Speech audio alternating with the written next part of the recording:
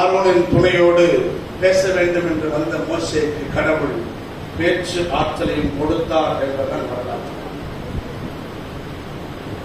ஆகவே மாற்றுத்திறனுடைய மோசே அவர் இருக்கிற குறையை பார்க்காமல் அவருக்குள்ளே இருக்கிற நெஞ்சுரத்தையும் நீதிக்கான வேட்கையையும் பசிதாகத்தையும் எதையும் இழக்கப்படுகின்ற ஒரு ஆற்றலையும் கடவுள் கண்டு அவரை தன் கருவியாக பயன்படுத்துகிறார்.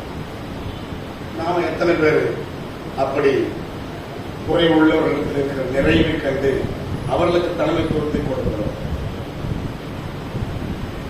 ஆனா அவெல்லாம் வரலாம், ஏதோ ஒரு சொல்றாங்க, அதுக்கெல்லாம் சரிப்பட்டு வர மாட்டாங்க.